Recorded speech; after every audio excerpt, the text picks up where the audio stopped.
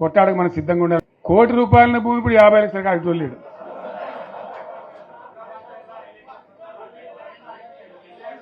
ఈ ఒక్కని బాధగా ఉంది వచ్చారు హైదరాబాద్కి. అందులోకి ఇద్దరు ముస్లిం సోదరులు వచ్చారు. साहब सोप तबाह हो गया, इफलासी मुफ्त क्या तबाह हो गया, तुम्हारे क्या हो, तुम हैदराबाद में तुम लोग हैं, मेरा कारोबार है साहब, मेरा छोटा मोटा कारोबार है, होटल भी है, 70% गिर गया अब. हर कोई पूछ रहे, हर कोई केसीआर को याद कर रहा है साहब अंటారు. వాళ్ళు మాట్లాడుతున్నారు. ఎక్కడి ప్రతి ఒక్కరు భూముల ధరలు పోయినాయి, మన్ను పోయినాయి, మసానం అన్ని పోయినాయి. ఎంత మంచిగా 4 ఎకరాల రైతు నేను 4 కోట్ల ఆసామని అనుకుంటుండే, అంత ధీమా ఉండే, ఎంత బాగుండే. హైదరాబాద్ నుంచి అడిగితే కూడా వచ్చి మనం ఇవ్వకపోదాం భూములు, డిమాండ్ పెరగానని. అంత బ్రహ్మాండంగా మారుమూల ప్రాంతంలో కూడా 40 లక్షలు 50 లక్షలు ఎకరానికి ఉండే. అటువంటిది సగానికి సగం పడిపోయి మొత్తం నాశనం చేశారు. వీళ్ళని ఇట్లే వదిలిపెడితే ఇంకింత నాశనం అవుతుంది. కాబట్టి మనం కొట్లాడాల్సిందే. నేను ఇంకొక మాట మీకు చెప్తా. ఎలక్షన్లలో నేను మస్తుగా చూసిన 50 ఏళ్లలో పార్టీలు గెలితాయి, ఓడతాయి.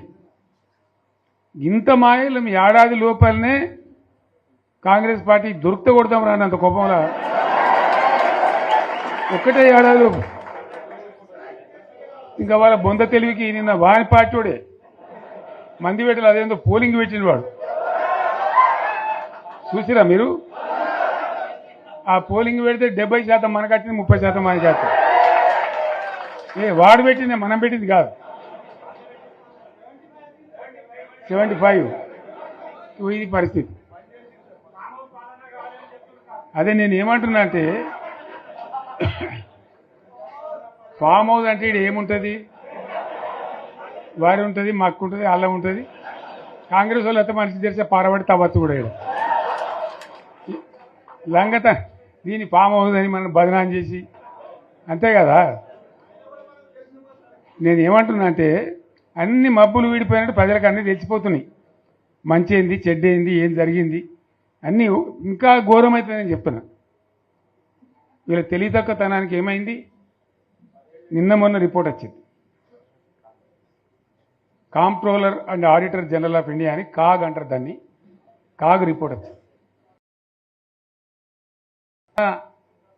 గవర్నమెంట్లో వచ్చిన ఆదాయం కంటే 13,000 కోట్ల రూపాయల ఆదాయం తగ్గిపోయింది. ఇంకా మార్చికి పోయేవరకల్లా ఇంకో 3-4 వేల కోట్లు అవుతుంది. అంటే 15,000 కోట్ల ఆదాయం పోతుంది.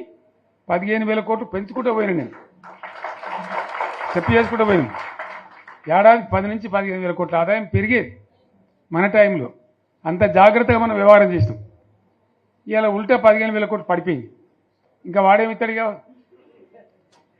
ఇంకేమైనా ఇస్తారా? ఇంకో 4-5 నెలలు అయితే జీతాలకే కష్టమైంది ఉంటుండ్రు. అందరు పెండింగ్ పెట్టి రిటైర్ అయిన దొరుకుతలు పైసలు మీరు చూస్తాను కదా పేపర్లలో. సో ఆ విధంగా రాష్ట్ర ఆర్థిక పరిస్థితిని కూడా దివాలా తీయించారు. ఇవాళతోనేం కాదు, 100కు 100% ఇప్పటికే ప్రజల నిర్ణయానికి వచ్చిండ్రు. డెఫినెట్గా రాబోయే గవర్నమెంట్ మనదే అని అనుమానం కూడా అవసరం లేదు, ఏమాత్రం అనుమానం అవసరం లేదు. ఆ విధంగా పరిస్థితి ఇప్పటికే తయారై ఉంది. టీఆర్ఎస్ పార్టీ ఆశామాషిగా ఏదో తమాషకు రాజకీయాల కోసం పుట్టింది కాదు. రాజకీయమే అనుకుంటే మీ మధ్యలో కొంతమంది ఏడాకులపల్లి మిత్రుల్లో ఉన్నారని నాకు ఇంతకుముందు హరీష్ చెప్పినాడు. అప్పుడు నేను మంత్రిగా ఉండే టైంలో ఏడాకులపల్లికి వచ్చినాను. ఆ ఏడాకులపల్లి చెరువు ఇవాళ పడుచుకోకపోతే ఆ రోజు నేనే నిలబడి బ్రహ్మాండంగా చేస్తే ఇప్పుడు ఆ చెరువు అన్నం పెడతా ఉంది. మనకు అధికారం లేకపోవడమో, పదవులు లేకపోవడమో, రాజకీయాల కోసమో పుట్టిన పార్టీ కాదు ఇది. మీ అందరికీ కూడా నేను మనవి చేసేది ఏంటంటే, ఇలా పరమేశ్వర్ పార్టీలతో పాటు వచ్చిన మిత్రులు మీరు చాలా దీక్షతో వచ్చినారు. మిగతా మిత్రులు కూడా దయచేసి వచ్చిన వాళ్ళు నేను అందరికీ కూడా కోరేది, చారిత్రక సందర్భంలో తెలంగాణ అనేటువంటి ఒక జాతి ఇతరుల చేతుల్లో చిక్కి విలవిల్లాడి సర్వనాశనం అయిపోయిన పరిస్థితి. మీకు ఇంకో విషయం కూడా చెప్పాలి, మీరు జహీరాబాద్ నుంచి వచ్చినారు కాబట్టి. నేను ఉద్యమానికి ఇక పోవాలి, ఇక తప్పదు,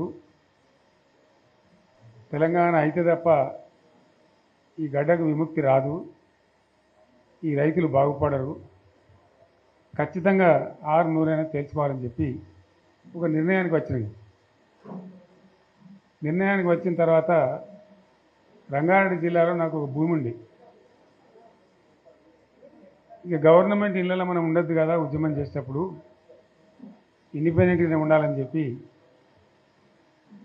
నిర్ణయం చేసుకొని ఆ భూమిని అమ్మేసి బంజారాహిల్స్లో నేను ఉండే ఇల్లు కొనుక్కున్నాను. కొన్ని డబ్బులు మిగిలినుండే, మిగిలితే కన్నా భూమి కొందామంటే ఒక ఆయన కలిసింది నాకు.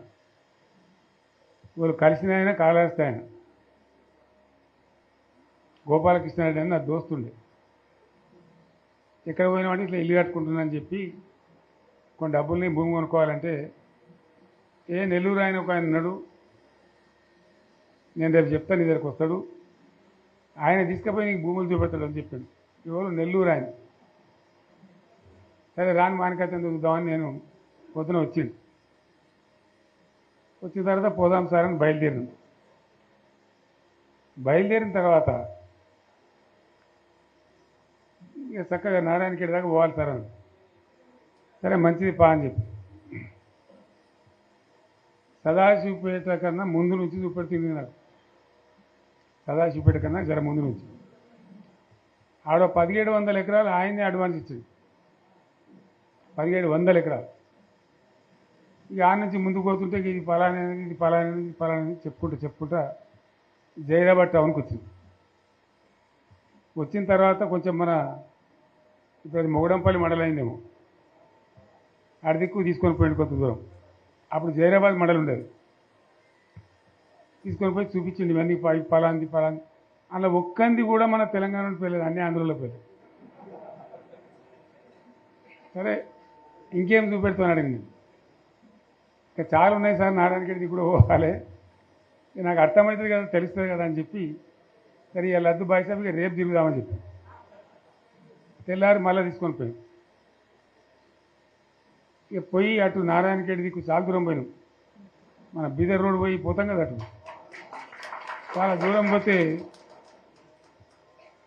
ఇది ఈయనది ఒక 60 ఎకరాలనేది నన్ను దొరకపోయినది, అలా చెరుకు పెడుతున్నారు. జరిగి మళ్ళీ మొగడంపల్లి ఇతరులకి జైరాబాద్ రూరల్ మండలం తీసుకొచ్చి వచ్చిన మన బుదేరా గుట్ట ఉంటుంది కదా, అసలు మట్టి గుట్ట ఎక్కించి నిలబడితే మొత్తం కనబడుతున్నాయి ఇట్లా మామిడి తోటలు, ఫామ్ హౌజులు. ఆడ చూపెడుతుంది ఇదే వాళ్ళదంటే ఇది సత్యరాజు గారిదండి 300 ఎకరాలు, ఇది పలానా అన్ని ఆంధ్రలో పేర్లే. మన జైరాబాద్ నియోజకవర్గంలో కూడా, నారాయణఖేడ్ నియోజకవర్గంలో కూడా.